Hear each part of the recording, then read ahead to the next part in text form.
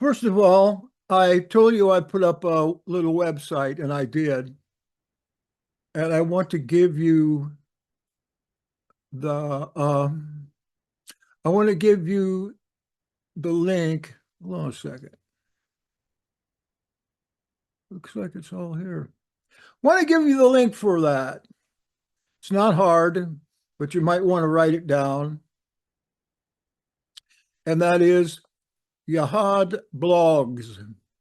YAHADBLOGS.org/revelation. I've got a capital R on Revelation, but I don't think that's going to be necessary. You might just want to go out there and take a look at it. It's website 101. So I wanted to get it up as fast as I could. Now, I'm also using a tool now that I haven't used very much at all, and that is Microsoft Expression Web 4. I think it's obsolete now. I've had it since it came out, but I haven't done much web programming since then. So, Father, we want to entertain you tonight. We pray that you be glorified through what we're reading, that we'd be happy with the idea that these things are not to come, but they are in the past. Of course, if you deign to bring them again, that's your decision. However, we want to try to alleviate the fear of these monsters, these despots, insofar as we can, for all the children who are in fear because of this. And we might even ask that you might hinder the ministry of those who are speaking doom and gloom because of your providence. We know that if that was past, if the day of Yahweh, the day of the Lord is past, then what have we to fear? We all have bright futures to come. And the earth has a bright future to come. The 6,000 years is up. And pretty soon, we're going to see the evil on earth to be destroyed. Don't give them so much power as they come out of the ground, as they come out of that abyss. These devils that are taking everything and making it filthy and dirty. No, don't give them much of a chance. But as you promised in many places, that you destroy that evil, we pray that you'll do it and do it soon. Amen. Now, Revelation chapters, they're not arranged in chronological order. And the chapter system for this apocalypse just isn't the best way to organize it. My opinion is that the letter was serialized in parts. The reason I think so is because they found parts of it here and there, just parts of the vision, parts of the revelation. I think that when Yochanan had a new vision or went to a different area in the spiritual realm, he wrote about that and passed it on through maybe merchants, visitors to the Isle of Patmos, especially tin merchants, because that was a place of great tin mines that stopped there to restock Patmos. So for a while, we're going to move in a topical system for study. And tonight's topic is Revelation 13. It needs to be discussed as another foundation of this letter's meaning. Other important topics will probably include these: following the saints upward to Zion, the return of the Messiah, the two witnesses, the Colossus, chapter 10, the woman in the sun, that's chapter 12, the whore of Babylon, chapter 17. This chapter 13 and chapter 17 have a lot in common. So I'm going to be referring to chapter 17 out of time. You might, if you're a real deep student, you might want to go look there and see the similarities. And these, I think, are good topics. There's plenty of evidence conveying the truth of some of the preterist position anyway, that a good bit of Revelation's prophecy has already been fulfilled in the past. Now, we're going to go to 13, and I would suggest that you might want to follow your chosen Bible translation or pick one up here on the web. I'm going to be coming on screen sharing once in a while, but I want you to note the differences between your translation and mine. Of course, I said that mine was going to be a literal translation, and I was going to try to correct some of the traditional stuff that is left in there, even though the meanings have changed. So here we go with the redacted version, and we're going to talk about the first beast out of the sea. Chapter 13, verse 1. And I saw out of the sea a beast, therion. Therion means a monster, or specifically a wild man, coming up, having 10 horns and 7 heads, and on its horns 10 diadems, and on its heads blasphemous names. Blasphemous. Blasphemy. Blasphemies. The crime of insulting or showing contempt or lack of reverence for a god or Elohim or a religion and its doctrines and writings, and especially God as perceived by Christianity and Christian doctrines and writings. Blasphemy. Remember, the emperors were all gods. They would tolerate no blasphemy against them either. But as you already know, Rome is the beast.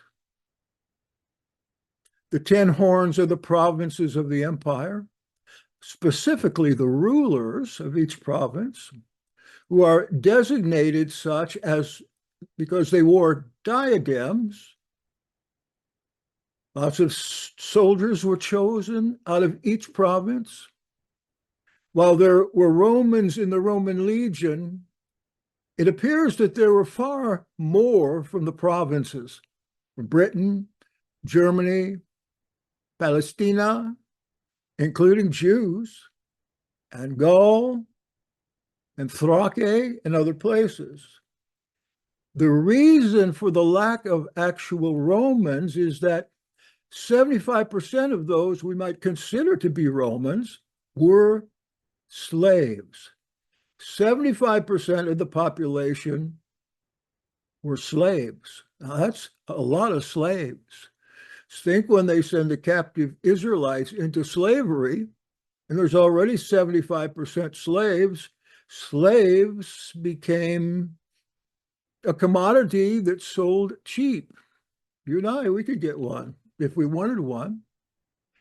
In the provinces, one of the ways a young man could make a name for himself or get out of there was through joining the legions. And there were plenty of former legionnaires who made it to the top, actually, even to ruling the empire as emperors. 7 heads then are the emperors themselves from the beginning of the empire. And Julius Caesar, or as they say here, Julius Caesar, his dynasty, his blood family, continued the line for just short of 100 years. 6 heads are from the Caesars, the Caesars. It's called the Claudian dynasty. 2 heads, or maybe 3 in the Revelation, are from the next dynasty called the Flavian dynasty.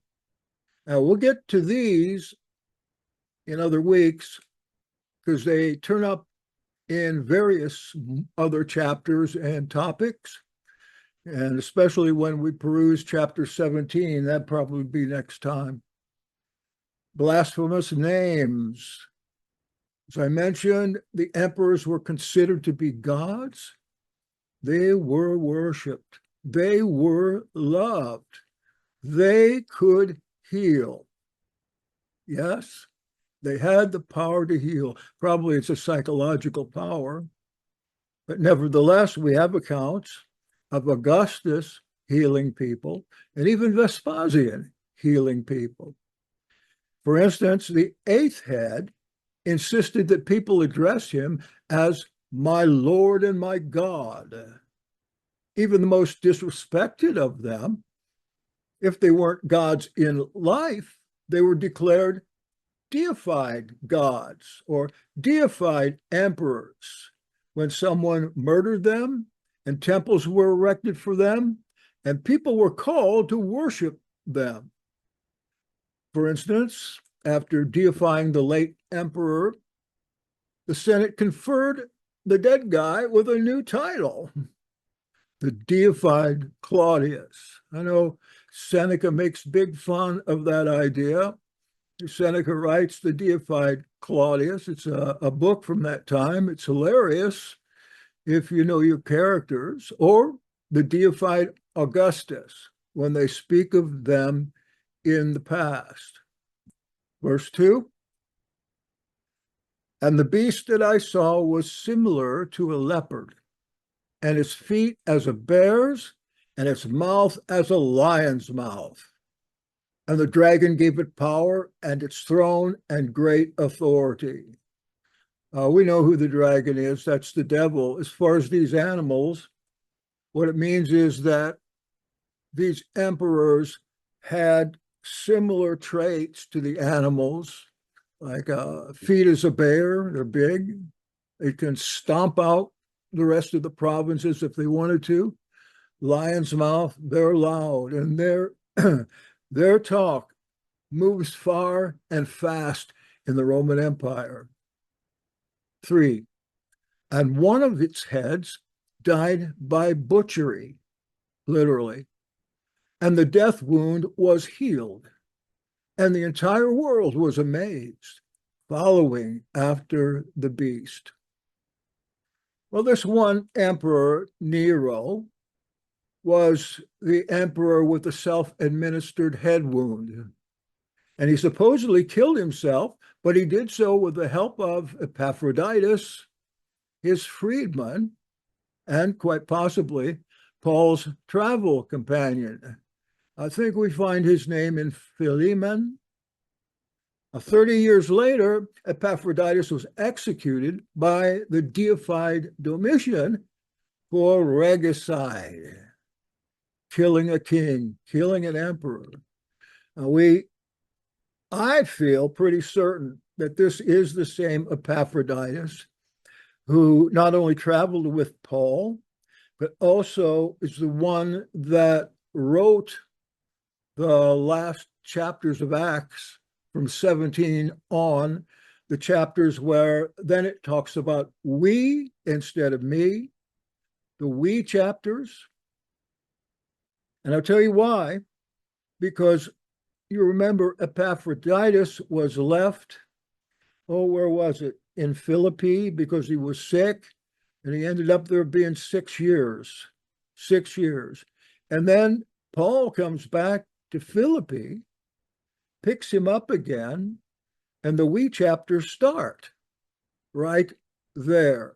So Epaphroditus is also known in the imperial circles as a secretary of Nero, of Vespasian, of Titus, and Domitian, but Domitian finally got rid of him through execution. At the same time, Josephus disappeared, Clement disappeared, and several more noted believers. 3. Oh, I got 3. Let me see. Oh, he came back to life. I don't want to get off the subject. There is a legend. Well, part of it's legendary and part of it's fact or history that Nero was raised from the dead, built up an army in Greece, and invaded Italy to take back the empire. After that, Nero rose yet again. And then Nero rose up a third time, 3 times. The risen Nero, the deified Nero, failed in each attempt to take over. And in the first one, that got closest. He got an army into Italy, but then I guess the emperor then was pretty sure that that must be Nero because he sent the legions there waiting for him. Yes, this could have happened with Epaphroditus and Nero together. It could be that Nero never did kill himself. Of course, the official account is that Nero's body was laid in the tomb of Augustus in Rome, but who knows? Who knows? The way it's portrayed in drama is that Nero takes the dagger and puts it to his neck, but he can't do it.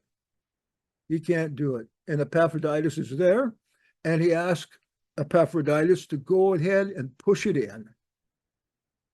And haltingly, he did that, and Nero died. But did he die? I don't know. The material says that these fellows that came over as Nero not only looked like him, but also played the liar, one of Nero's claims to fame. So there's how that wound was healed. And maybe that's exactly what happened. Maybe the wound was healed. I guess you could put a dagger in your neck and you come out of it alive. Or if you have friends around you, and he did, he was holding up in another of his freedmen's houses in the basement. And he may have hatched a plot right then and there and been carried off someplace, and maybe someone else had their head mutilated and executed there in that basement. Who knows? Well, that happens on TV all the time. 5, he had a mouth speaking great words of blasphemy, was given to it, and authority was given to it to act 42 months. Of course, that's 300 or 3.5 years, if we take that literally.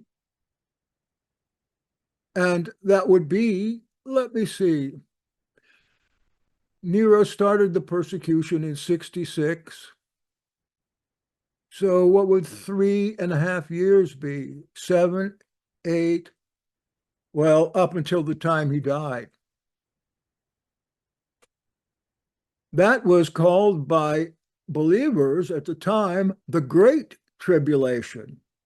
That's the way it is translated in some places in your Bible. It's also called the Great Ordeal. It's called that by Scripture and those who were suffering it. We have a letter in our possession from a governor to an emperor. That is Pliny to Trajan. This is a little past Nero's time, let's say about 20, about 50 years later, they were still persecuting Christians. But Pliny is asking the deified Trajan how far he should go on punishing believers who wouldn't bend the knee and do sacrifices to him. Trajan doesn't seem like that kind of an emperor. He was pretty good. However, that was the rule of Rome since the time of Nero. If they wouldn't bend the knee or worship, it's not the same thing, but bending the knee is to pay homage to. And in those days, there were many Christians taken in, turned in for execution, because the rule was you turn them in, they're executed, the property is yours. Obviously, a lot of believers were turned in, but they were they were made to either confess, curse Messiah, or pour out a libation to the emperor, and many other things. Really, if they wanted to convict him, they made it pretty easy, I guess. But if they'd say no, or they'd raise up the name Yeshua HaMashiach, Jesus Christ, then they were going. And I'd like to read you that letter, but it's lengthy, but it's very revealing. Maybe I will sometime when there's time, but understand that letter is published in Nazarene Acts, Volume 3. 2 and 3 are together. This is in Volume 3, the letter of Pliny to Trajan. And I'd suggest, while you can, to go on out to NazareneActs.com and pick up a free version of volumes 2 and 3 and take a look at that. It was also published in there. I've got a number of the stories of the demises of the saints, like James, Paul, Peter, a few more, some of the ladies too. So that's the story here. We don't have time for it, but it's amazing to have an actual letter from these officials talking about what they were actually doing to judge these believers that were being turned in. Pliny kind of says they're coming in from everywhere. Verse 6. If you have a question or comment, just break in, please. And it opened its mouth into blasphemies toward the Elohim, and to blaspheme his name and his tent pitched in the sky. A typo there. His tent pitched in the sky. I think that before the New Jerusalem became a floating city, as it ended up in the book, it was seen in different forms coming down. At one time, it was a temple in the sky. At this time, it is a tent. It's a skeno, a tent floating in the sky, a tabernacle, a sheltered place constructed of skins, skena, or a sky tent, literally. That's something I found in my study here that I hadn't noticed before. And it was given leave in verse 7 to make war with the Kadosh ones and conquer them. And it was given authority over every tribe, people, language, and culture. And in that particular verse, you might remember some of those traditional words that weren't translated right. I gave you in the first or second session, every tribe, people, language, and culture, Kadosh ones. That is a combination of the Kadoshim and the Tzaddikim. In churchy language, that would be the holy ones, or even churchier, saints. The saints. one of our topics. We're going to follow the saints through the book, see where they came from, see where they went to. And I will give you one tip here. The saints, the kadoshim, are the ones in chapter 7, usually called the 144,000, but not the ones at the bottom of 7, the great multitude. No, we're just talking about 144,000 at this time being the saints that are followed through Revelation. And this is one of the ways that the cup of blood, the cup of martyrs, was filled up for these 144,000 had to be killed before they could ascend to the top of Mount Zion in the next chapter 14. No, the 144,000 aren't for today. No, the 144,000 are not Jehovah's Witnesses only. I think about Jehovah's Witnesses, there's millions of them now. Which of the 144,000, I should say, which Jehovah's Witnesses is going to make the 144,000? I wonder if they have to fight over that. Chances are they probably have to pay something. Verse 8, and the ones residing on the land bowed their knees to it, all whose names weren't written in the book of the life of the Lamb. And the one executed since the world's beginning. Speaking of the Son of Elohim here, the book of the life of the Lamb. I like that. Just the ones whose names weren't written. And then there's a warning given in verse 10. And it's kind of a secret message, I think, to the saints, the kadoshim, the tzaddikim. He says, if anyone is led into prison he goes. If anyone is to be killed with a dagger, it's necessary for him to be killed with a dagger, not sword. The word there should be dagger, and reason that is special is that at that time there were a lot of Jews that considered themselves in the priesthood after Pinchas or Phineas. And what they did, they dressed like common people with a dagger in their clothing. And they would go and infiltrate a lot of people, Jews or Romans, whoever they decided to hit, and they would stab that person in the back and kill them if possible. Probably had to stab them several times, and then disappear in the crowd.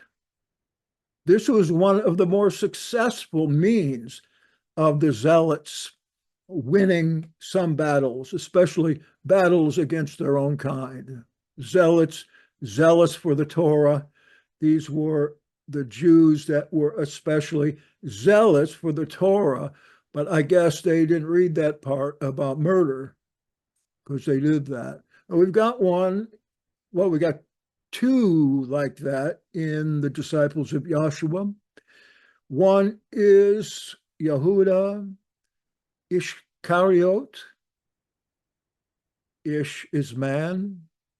Kariot is dagger. Again, the dagger is a Sicariot, Sicari. So they're called Sicarians. I think that's still the word in Spanish for assassin. That's one reason why I think there's dagger here. They didn't carry swords, just a little dagger.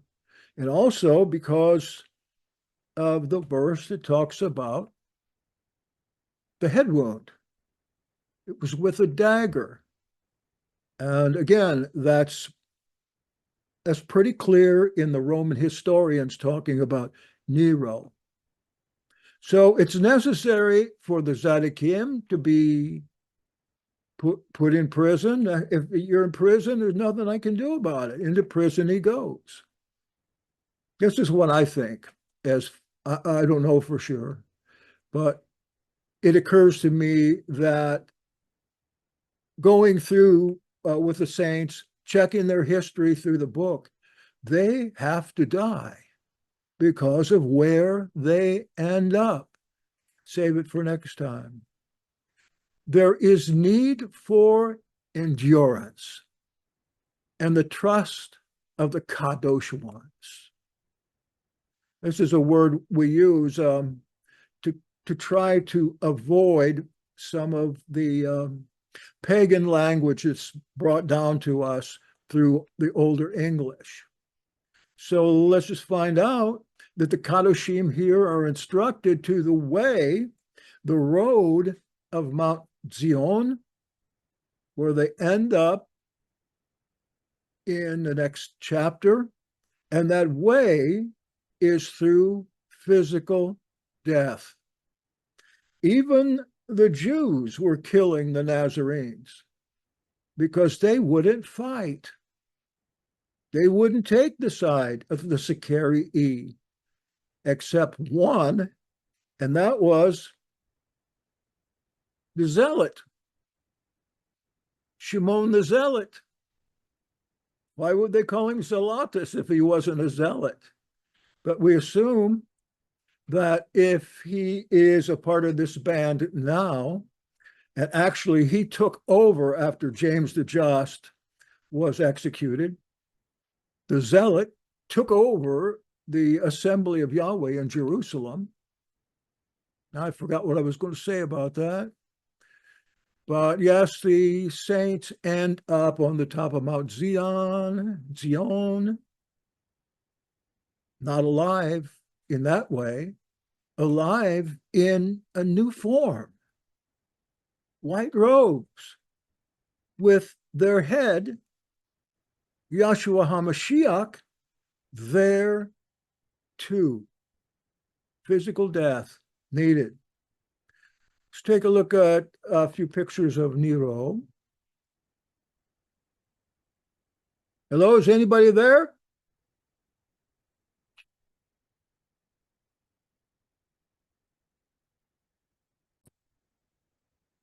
I just love these reconstructed artworks.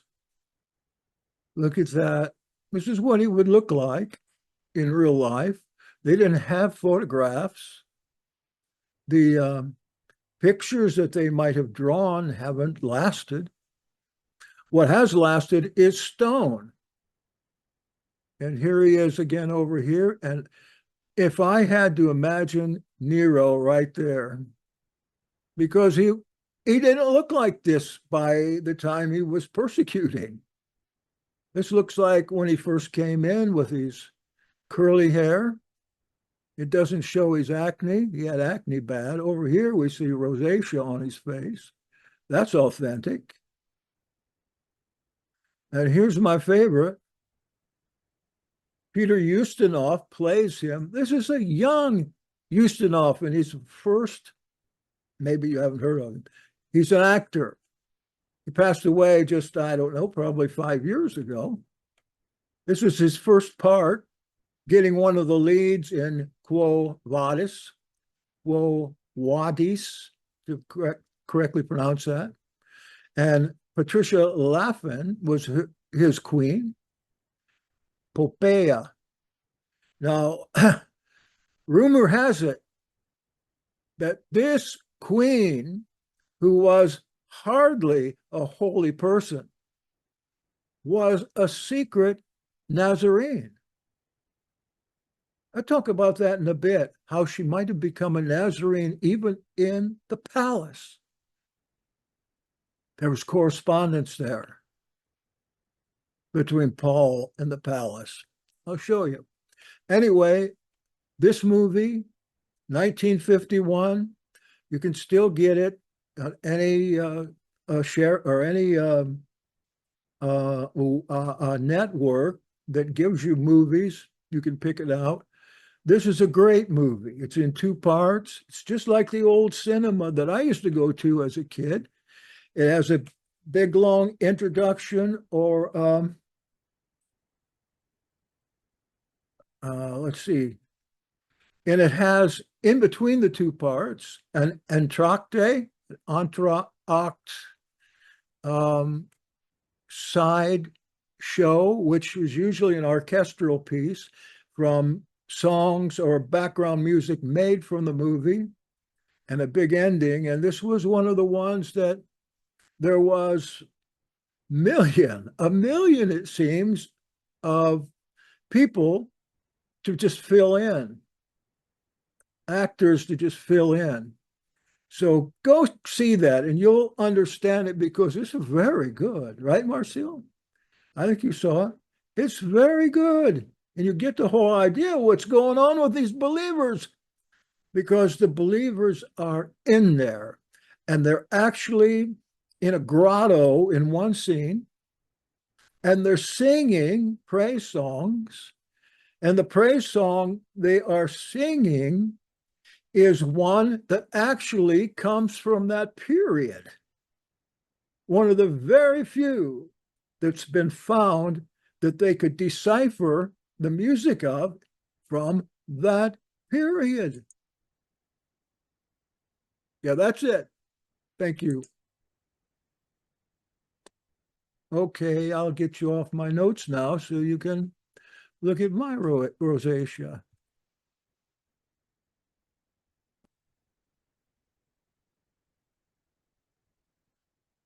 Now I want to explain, that is the beast. It's therion. Therion.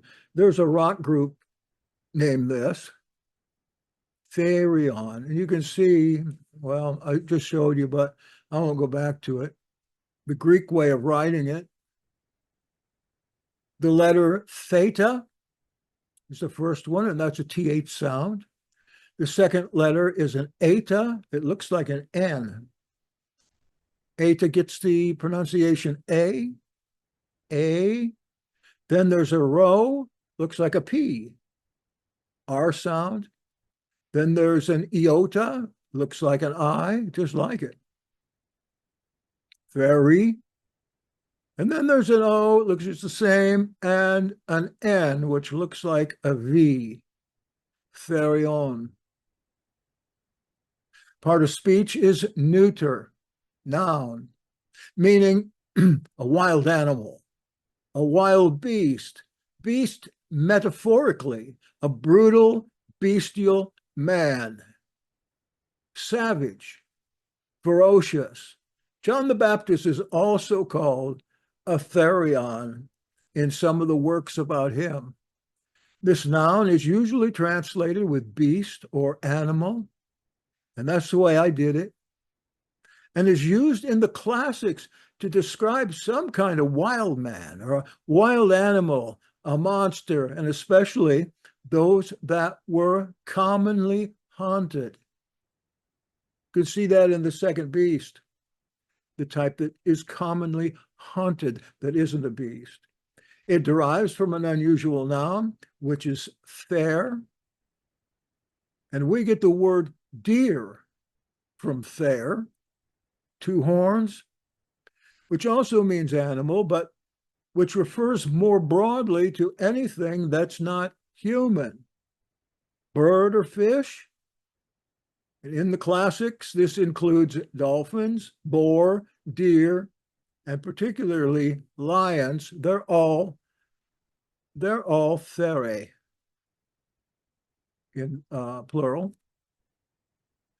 And now I'll talk a little about Nero Germanicus, Nero the German.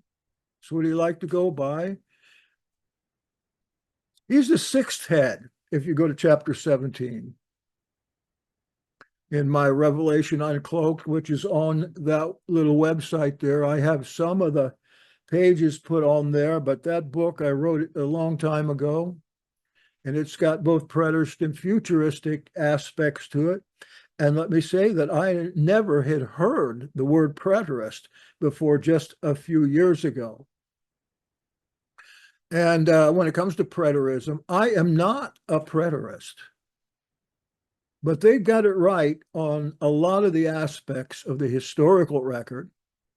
But one of the downfalls of a lot, if not a majority of preterists, is that when Israel was destroyed in 70 AD, the Christian church took over all its promises. No longer do Jews or Christian Jews have a part in anything like that, especially if you keep the Torah. You're not. You are apostate in Christianity if you keep the Torah. Go tell a pastor somewhere you're keeping the Torah and find out. And let's see.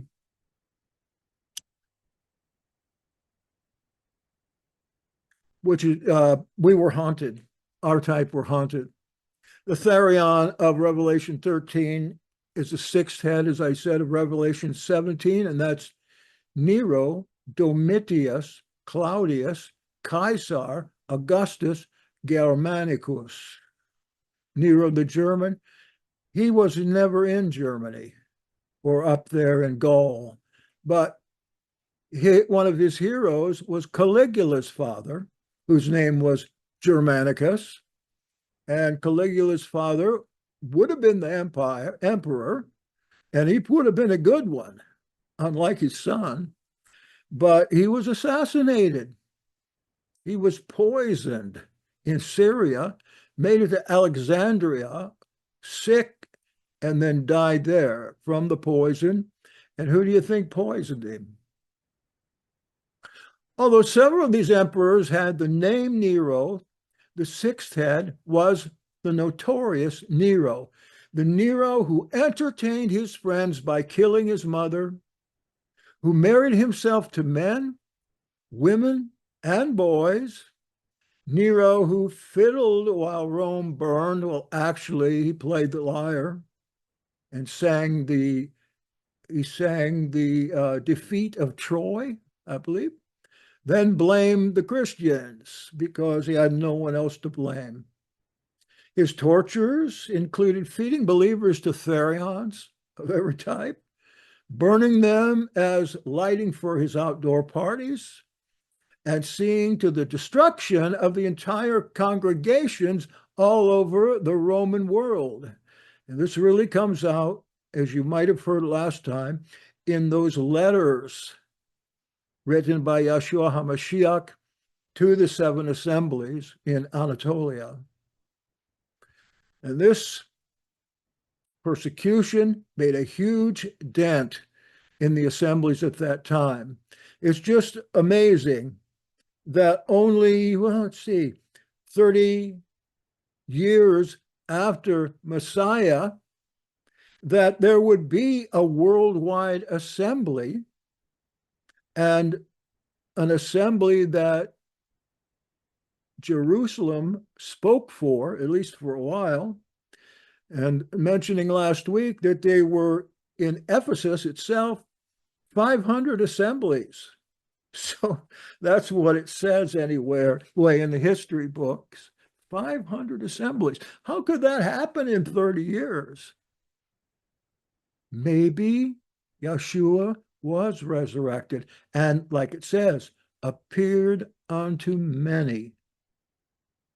Nero's recreations, including, this kind of sounds fun, donning the clothing of a robber or a thug or a lestai, that is a bandit, and with friends and his freedmen, mugging and murdering whoever he might choose during the evening runabouts. He liked to go out, common clothes, disguised with hats, maybe with makeup. He was bisexual or trisexual, not sure. And he would they'd pick out somebody and take him out, rob him, and kill him. That is the ruler of the world. And Nero started, I believe, when he was 17 in the empire, when his uncle and stepfather Claudius was poisoned by Nero's mother with a mushroom. Another pastime was any kind of debauched sexual activities the human mind could even imagine.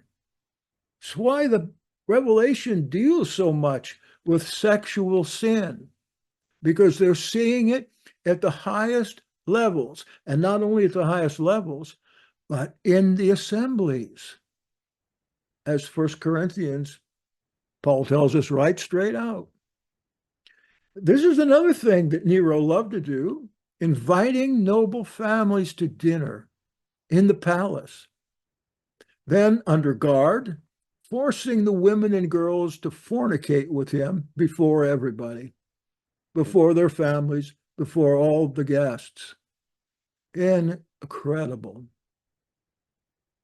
Nero married 4 times. The first 2 were women whom he murdered. Claudia Octavia was the first. He had her executed for adultery. There was nothing to that charge, but that was his stepfather's daughter. She was the princess. The second wife was Poppaea Sabina, wife of the future emperor, with his babe in the womb, marrying and castrating. Oh, he then, after her, he married and castrated a boy, Sporus, who looked like Poppaea. He took a giant gladiator as a husband. I've been trying to recall the name of that, but you know me with names. Neither can Google find it for some reason. And attempted to have women's sexual organs added to what he already had. Having duped the populace with his scapegoats, that is, the believers, Nero had them murdered and executed throughout the Roman world, and, as I mentioned, in the most hideous and cruel ways, even though believers served his household faithfully, like Epaphroditus. Now, people say, "Oh, we're in the Great Tribulation now." That's nonsense. The people today would never pass the test as unbelievers in that day. Somebody turns you in, you curse Messiah, then not only you are tortured and killed, but your family is either going to be killed or be watched intently. At an early age, Nero, at the insistence of his mother, Agrippina, Claudius' last wife that poisoned him, she also poisoned Britannicus. That was Claudius' son. He was the next one in line, murdered him, married Claudius the emperor, and convinced Claudius that Nero should be his successor. And of course, Claudius was a little cloddy, and he went ahead with that. And Claudius knew full well what happened to his son. For Agrippina, he first had to send him off in exile on an island, probably because he bothered little Nero.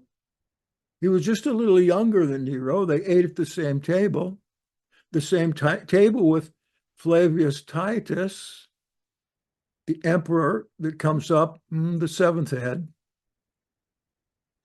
The crowds called Nero matricide, as long as they could get away, for attempting to drown Agrippina, his mother, and succeeding in stabbing her to death instead.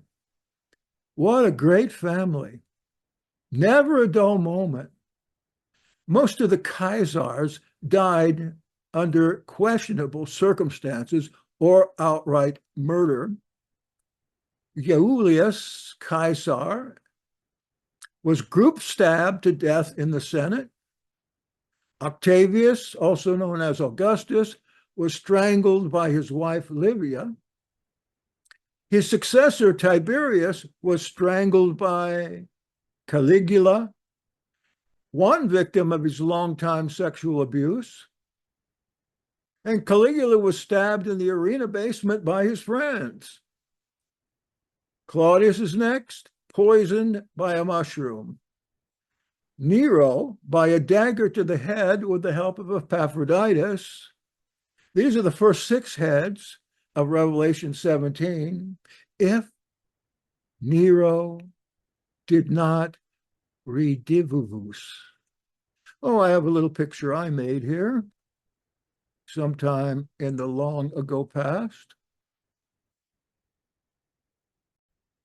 of beasts of Revelation 13 and 17. The leopard, this is the second beast, the land beast. These are the numbers of the emperors, but I got them wrong, some of them. This is the 2-horned beast, the sea beast. You see his horns. Right up here is the actual mark of the beast. It's just very small. I don't know if you can see it or not, but we'll have it bigger later. Revelation 17:10, and there are 7 sovereigns, heads. 5 have fallen, 1 is, and the other has not yet come. And when he comes, he has to remain just a little. And then he says, and then there's the 8th. He pops another one on there, and it goes through these guys so completely. It's just amazing, just amazing. Again, that's in chapter 17. There were believers in Nero's service, no doubt at all. Paul speaks of Nero's secretary, Epaphroditus, his traveling diarist. Yes, many people believe that the we chapters of Acts are written by him, and I'll prove it to you as soon as I have the time to do that. This is going to take me a while.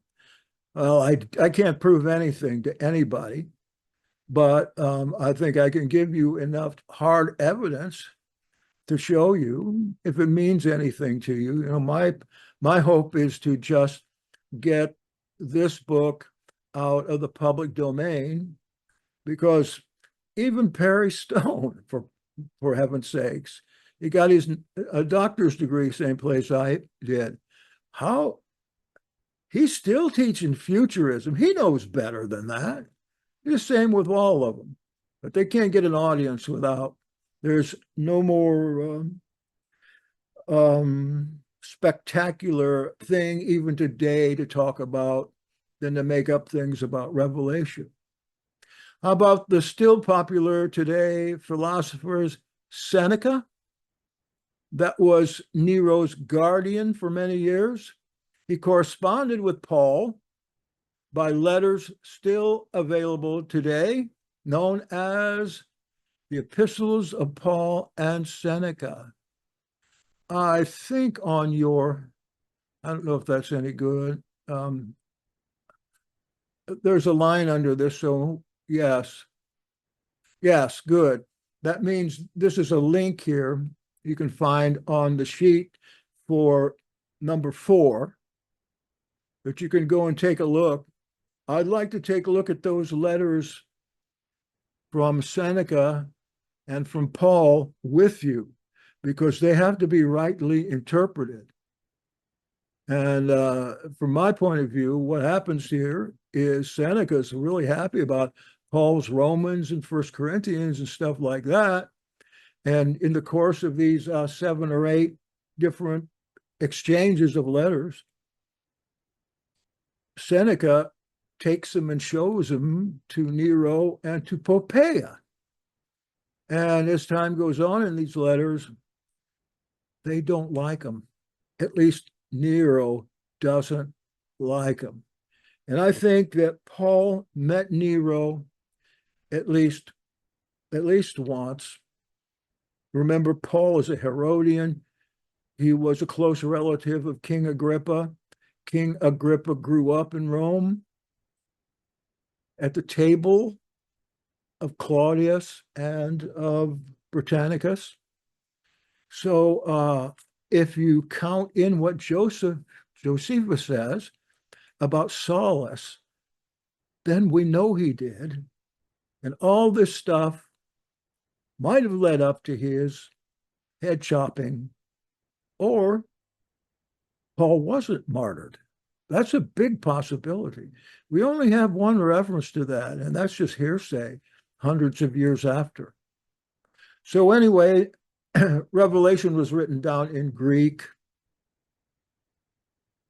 The Greek letters, the name Nero Caesar, adds up to 666, as we'll show before this lesson's over. It's almost over. So this, along with his grave crimes against humanity, morality, and the race of Christians, and because Nero acclaimed himself God of gods, was a blasphemer and a common killer, we have no trouble at all identifying Nero as the face, the head of the sea beast, and the sixth head of the Revelation 17 beast, riding upon the whore of Babylon, riding upon his back. Now we're going to go to that second beast. Oh, just a second. I need to get a little drink of water. Somebody must have prayed for me.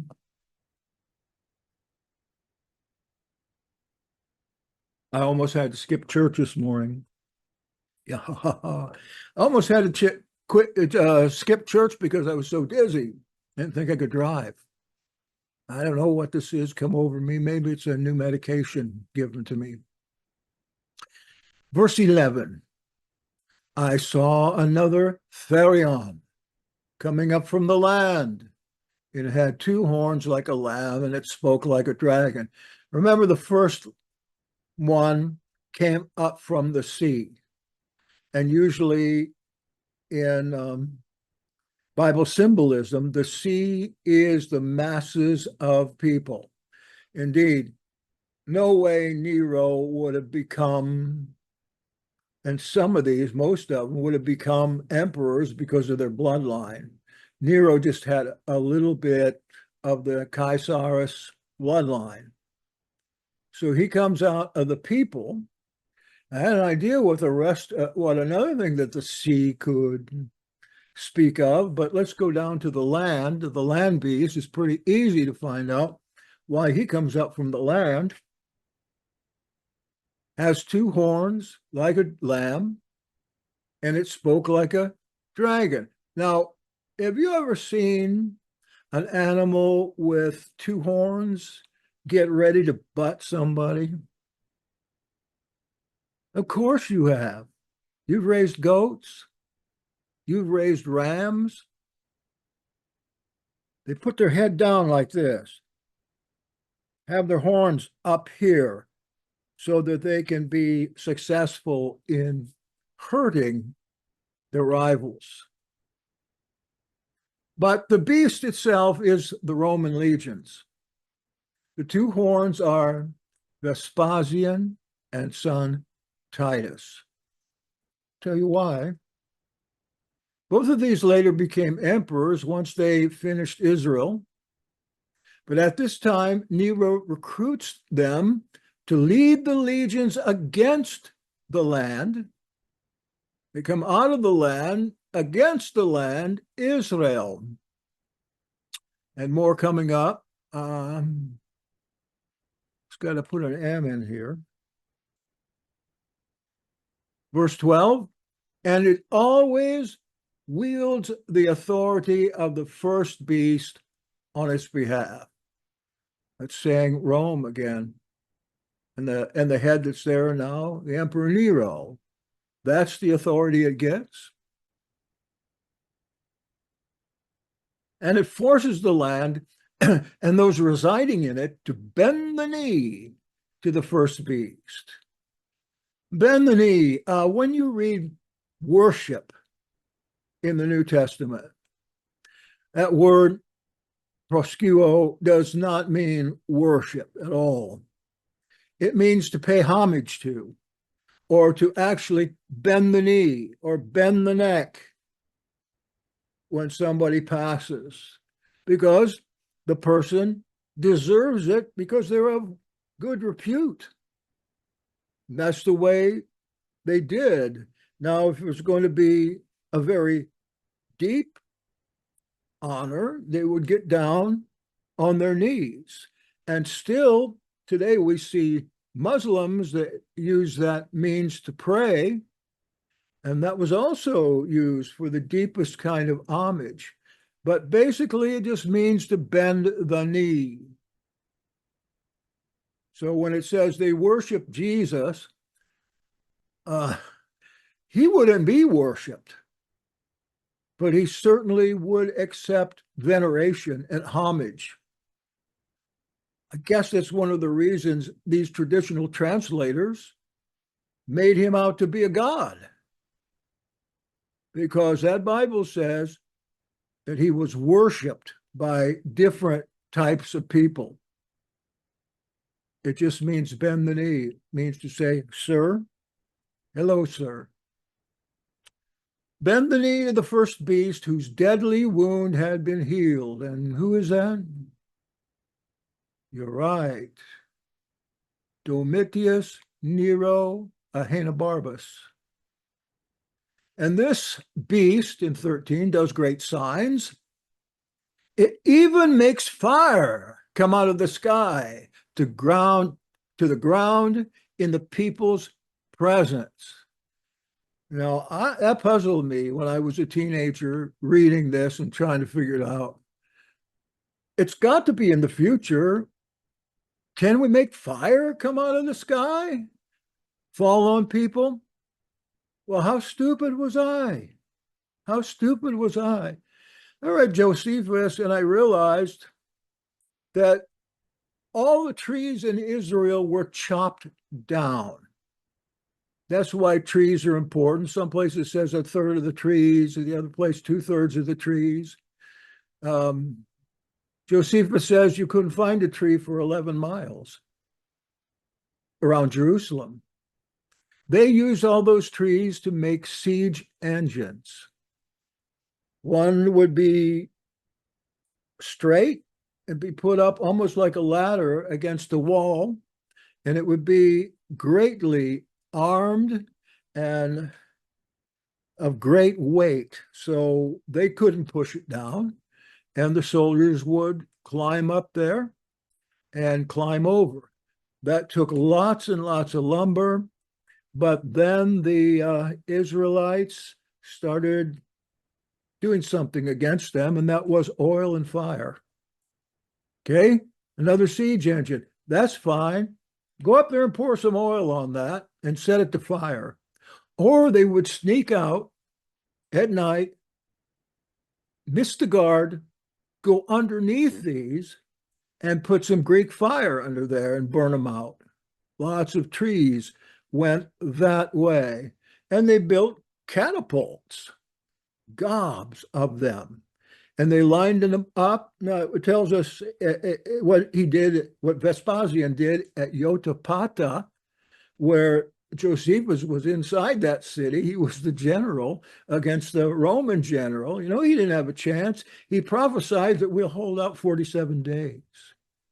And he explains those engines all around and those rock slingers. Hold on just a sec. Catapults. And here's how he describes them. If I remember properly, they would go on the hunt for rocks. Up to 100 pounds they could sling. And they did the same thing that they did with the siege engines. They poured oil on them and lit them up, shot them up in the air over the wall, and they not only come down among the people in Jerusalem, but they would roll. Wherever they rolled, they leave oil and fire behind. Burned a lot of people, burned a lot of the houses there, burned up one of the two witnesses. No, we're not there yet. And so these things were not just one or two of these catapults. They had them all around the city, all around. They were falling all over the place. Now, how was that? Oh, yeah, they got to the point where the people would cry out when they saw one, the sun is coming. The sun is coming. Sun, S-O-N, sun. The huios is coming, not the helios, sun in the sky. That's very strange. The sun is coming, and here they'd be coming in. But the Romans figured that out too. They painted the boulders with whitewash, and they couldn't see them against the sky. And they're coming from everywhere. Oh, that's enough. Fire came down of the sky to ground in the people's presence. 100 pounds each, more or less. Of course, sometimes they'd fill it full of all kinds of rocks and shoot them. 14.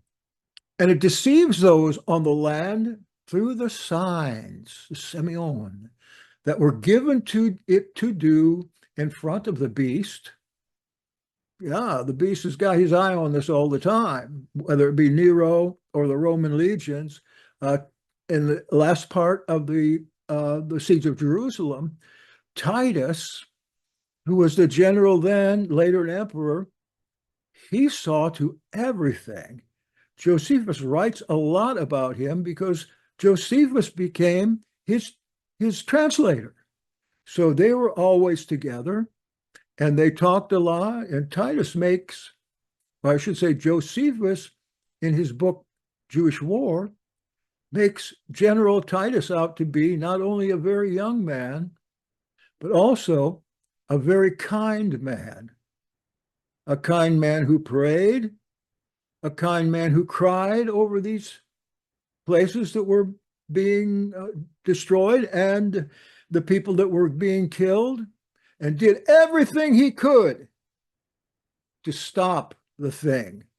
But he had to do what the beast had him to do, or he'd be killed himself. And besides, he believed that this revolt should not happen.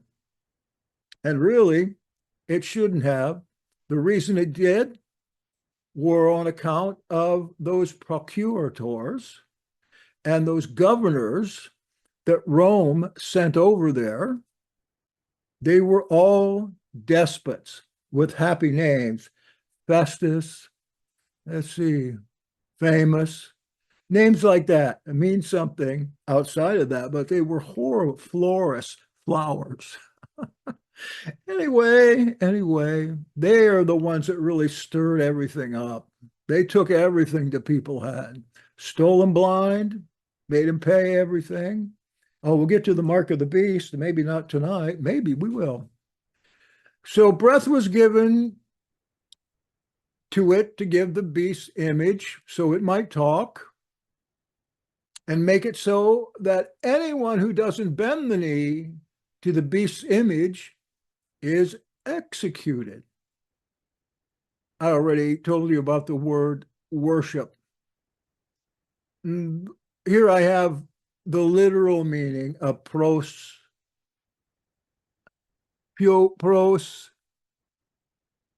genio. I can't see it too well. It means pros means, of course, toward. And the second part means hand, toward the hand. So you can pay him homage that way, or kneel in respect, says the history, but not get down on your face and worship you as a god. That's the same thing they were forced to do and were killed if they didn't. Does Yeshua expect that? Evidently, Christianity thinks so. They made him the second God in the Trinity, a man's doctrine. Now let's talk about Vespasian and Titus, and we're going to show a picture of them. When the eyes are looking at you and the head goes down, you know the horns are headed your way. I raised goats for a while for my daughter. And yes, those goats were big Charolais goats. And if one's head went down, you got behind something because it's coming after you if it's looking at you. The land beast had two of these horns, like a lamb. I was thinking, why does it say lamb? Shouldn't it say ram? Maybe the word meant the same thing. You know, we have the Holy Lamb in there, the Lamb of Elohim. But these lambs, these horns had the authority of the dragon, the devil, the prince of this world. Again, the beast is a symbol for Rome. The horns on the sea beast, on the land beast, sorry, represent generals Titus, Flavius, Vespasianus, and Flavius Vespasianus Titus. They've got the same name. The younger ones got the same name, except they're turned around. So I guess they know each other best. Father and son. Horns always seem to mean power in the symbolic sense in the Bible. Lift up your horn. And this beast and its horns took a two-pronged approach to the invasion of Israel. Now, this, I've not read this anywhere else, but this has made sense to me for years. It came to me, what are these horns? What are these horns? Well, look, if this beast is going out to war, to the land, when you use the word land in Revelation, most of the time you're talking about Israel. And there's two horns, and the horns are used with the head bowed a little bit. Where do those horns point if they're in Rome and they point towards somewhere? Well, they could point to Jerusalem, but what happened was these guys took two different ways into Israel. They didn't just come one way. One took the land from the north into Galilee. The other took the land from the west into Galilee. So they both invaded Galilee with the two main armies and then all kinds of auxiliary armies and mercenaries. And they literally destroyed every city and town, every farm, every creek was poisoned, every water source. They didn't find any pigs, unfortunately. They like pigs a lot. They poisoned the beach water. They had their own water, or they would know how to dig it. They had these water sniffing dogs. Water sniffing dogs. So they're coming into the land from the north and from the west, from Egypt, in 67 AD, in a pincer movement. Pincer. Like Churchill tried to do in World War II. Like the shape of the horns of a beast attacking. Titus is also the seventh horn of the beast in Revelation 17. But Vespasian, the previous emperor, the one that finally, after the year of 4 emperors, took up after Nero, is notably missing from chapter 17. We don't have him in there. We've got them before, the Kaisers, and then we've got the two children of Vespasian after. Why isn't he in there? Why? Is it possible that John didn't know he was in there? Or John was held up? Of course, John is prophesying. He's speaking this out. He's writing this out ahead of time. Maybe this is what they saw. He saw. Maybe the angel didn't want him to see Vespasian. because Vespasian turned out to be a good emperor, despite his destruction of Israel the year before. He was a good guy. He lasted 10 years. And then Titus took over. He was good too. He only lasted a year and a half, 2 years. His brother, when he got sick with the flu, his brother locked him into an ice chest. That took care of it. Here's some reconstructions.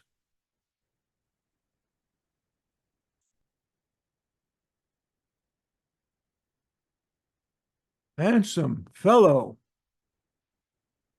Vespasian here was in the army, but he came very close to being executed because in Greece, he fell asleep at one of Nero's concerts.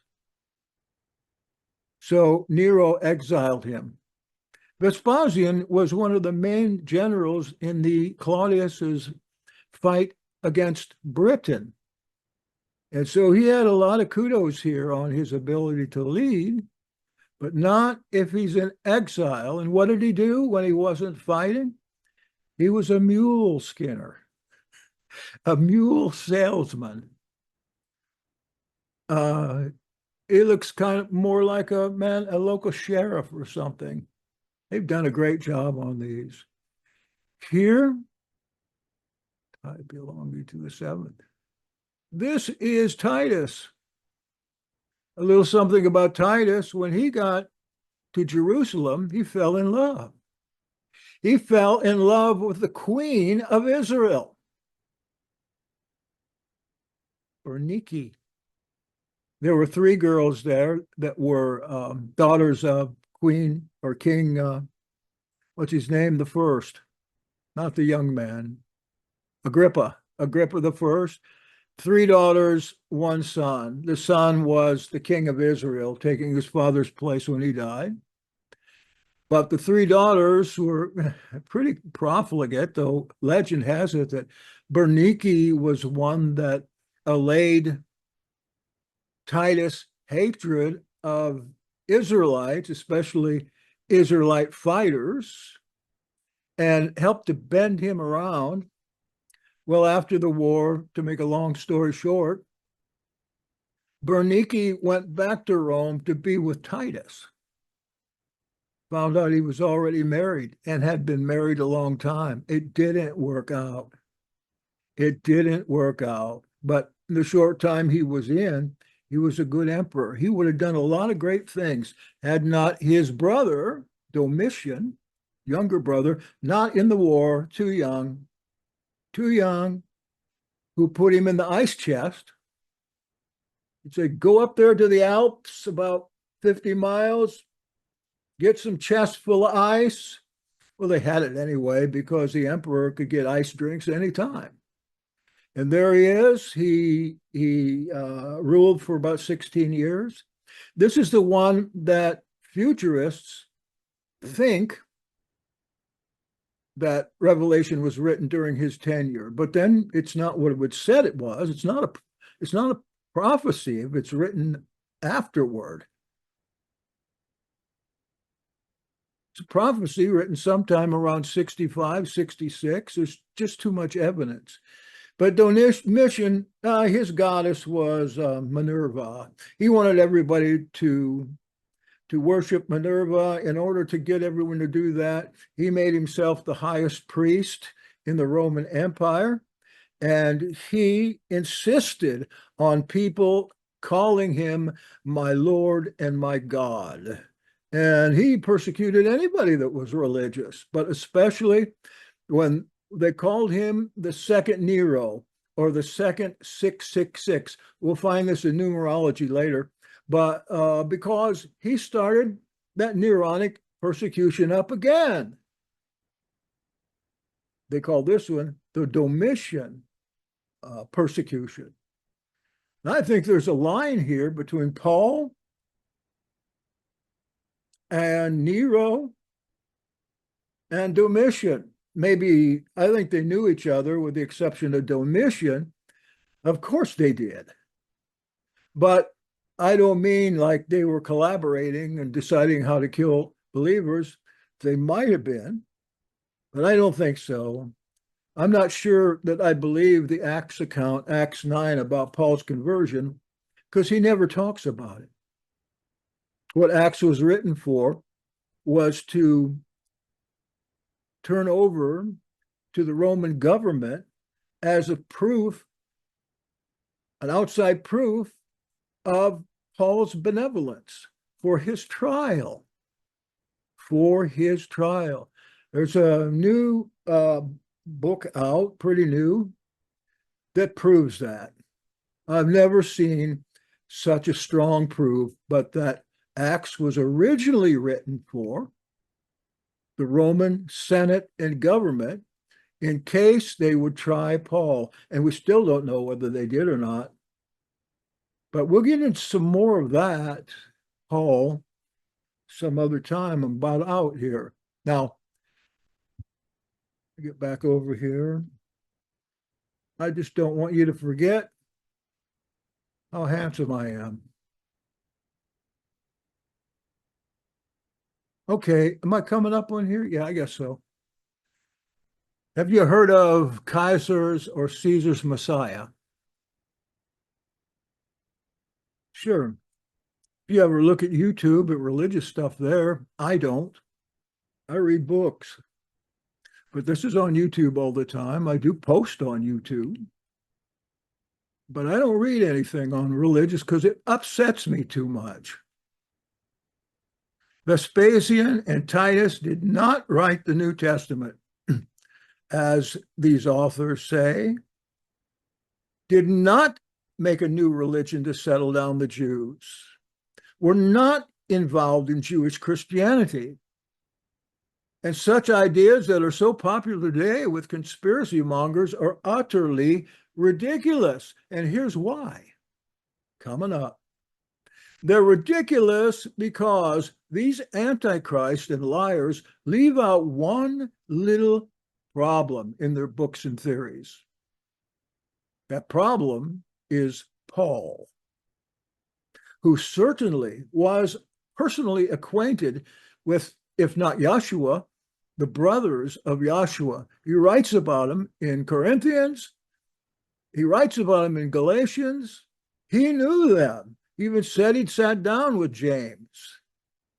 He vouched for their existence. Vespasian and Titus also, remember, brought Josephus into the family as an adopted son and brother and supported Josephus all his life. So they're also saying that Josephus probably wrote the Acts.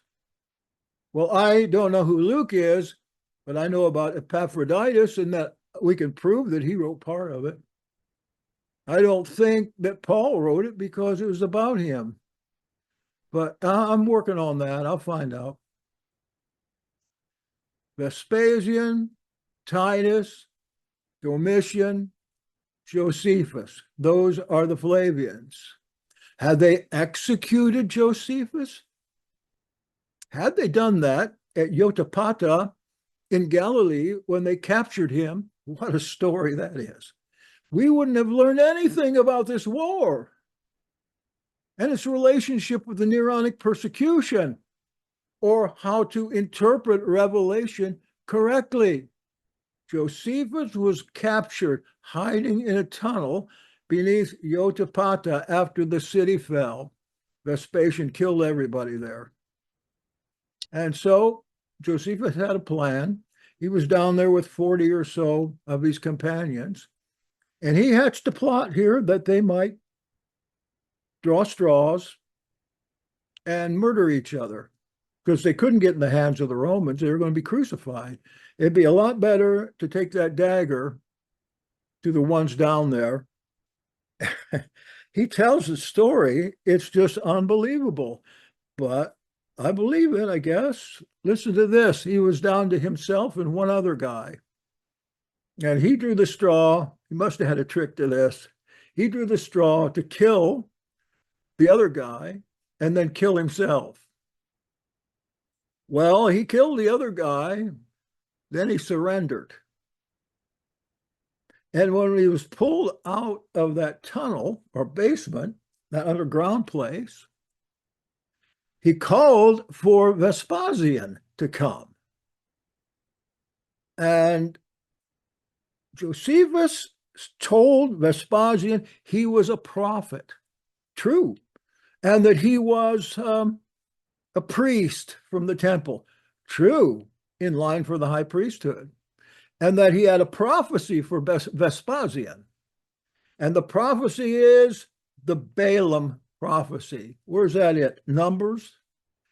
The Balaam prophecy, that he's the star that would rise up out of the land.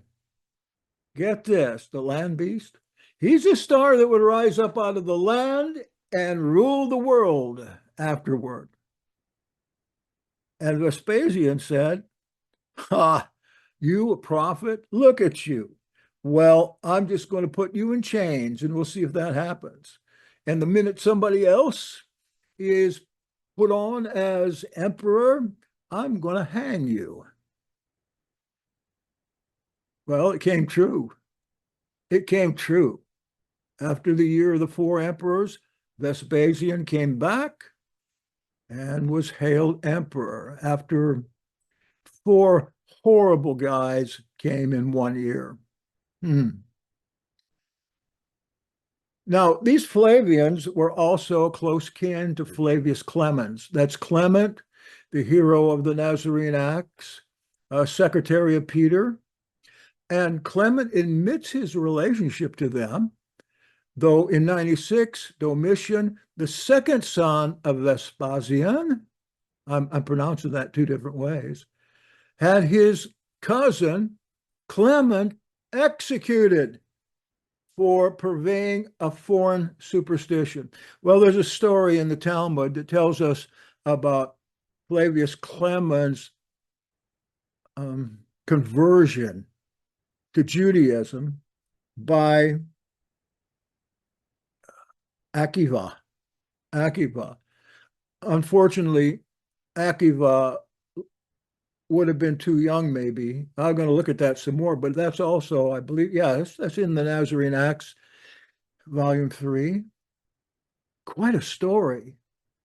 They even call him in the Talmud by a Jewish hero's name. Lends a lot of credence to the Nazarene Acts, I think.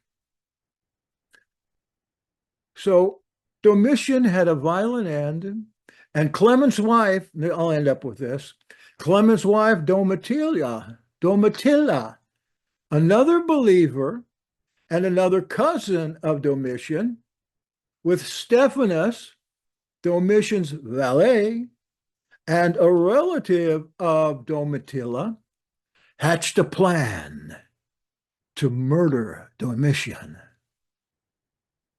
And in 96, they were successful in daggering him with his own weapon in his bedchamber.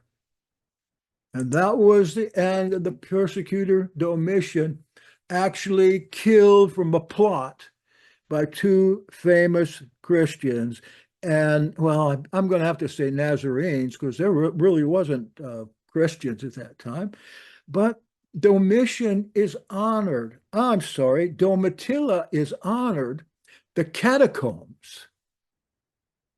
You've heard of the catacombs. They're named after her. It's our understanding that she owned the catacombs, where all the believers went to hide and where they were buried. Wow, that's cool. And I've got next the demises of the other Flavians, and then we get on to some other stuff, but that's as far as I want to go. I want to keep it to an hour and a half. If you have questions, look, send them in or put them in the chat. I get into the chat and I'll look and see if there's anything in there, and I'll answer you personally. Okay? Thank you very much for coming, and Yahweh bless each one of you, beloved. Amen.